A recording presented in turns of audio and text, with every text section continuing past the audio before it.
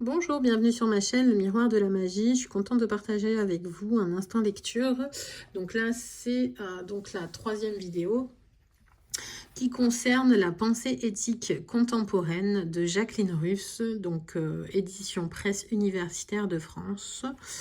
Donc je tiens à m'excuser si je bafouille, que si je reviens ou que si je reviens sur une phrase, car je suis humaine et que j'ai le droit à l'erreur.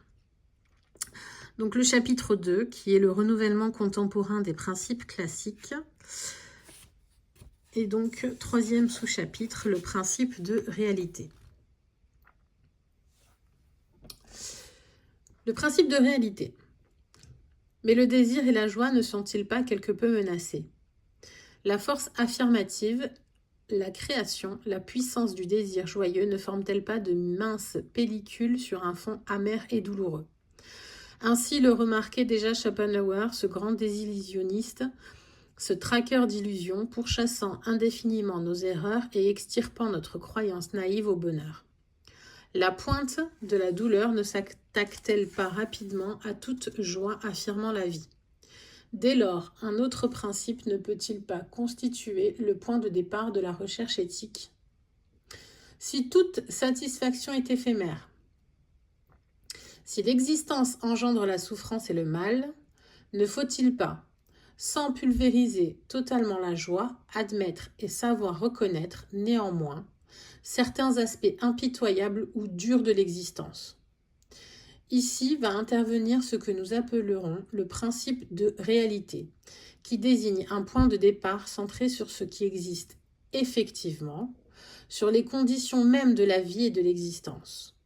Le principe de réalité nous dit « Soyez lucide, observez le réel tel qu'il est, sans la moindre illusion.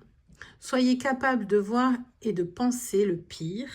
Certes, le réel peut s'ouvrir à la joie, mais cette dernière n'est que l'envers d'une face amère et sombre. Donc, appréhendez le réel, approuvez-le, acceptez-le. » Dans l'histoire de la philosophie, Schopenhauer fut le grand maître de ce réalisme intégral. Loin des rassurantes épopées métaphysiques, il appelle au principe de réalité et nous ôte des mains nos illusions. Clément Rosset se fait son disciple et son principe de cruauté désigne une forme du principe de réalité. Oui, le réel est impitoyable et il convient de ne pas se dissimuler, Et il convient de ne pas se dissimuler cette cruauté au moyen de principes sécurisants ou apaisants. En somme, le point de départ de l'éthique est constitué par une vue lucide sur le réel, par la mise à distance des pratiques illusionnistes, parce que Rosset appelle le principe de réalité suffisante. Principe qui n'a guère été pris comme point de référence, que ce soit dans le champ de l'histoire, de la philosophie ou dans celui de son rameau éthique.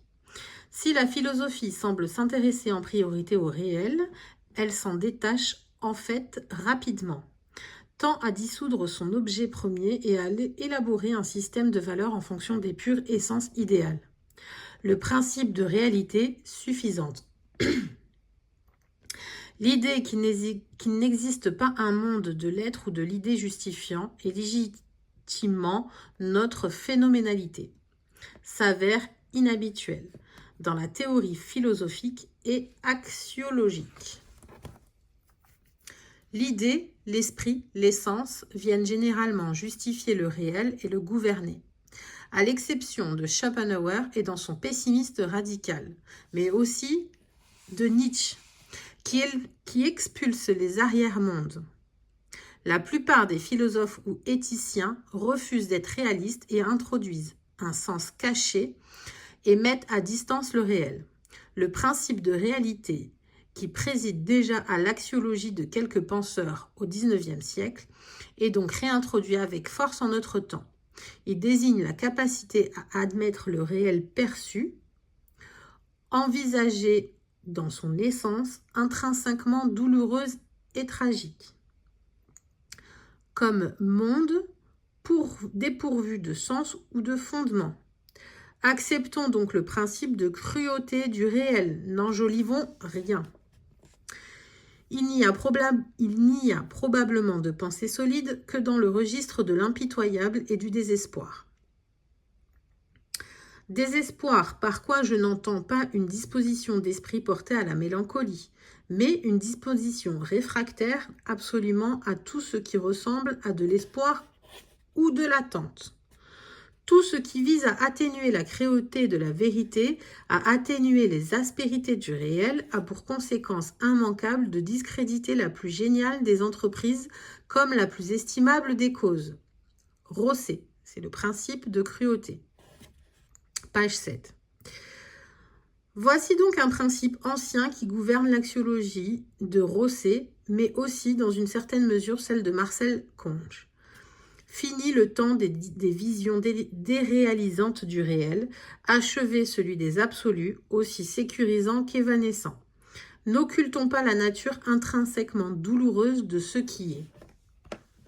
Je vous remercie de m'avoir écouté jusqu'ici et je vous donne rendez-vous au chapitre 4, non, au chapitre 2, sous-chapitre 4, qui est le principe de responsabilité. Merci bien.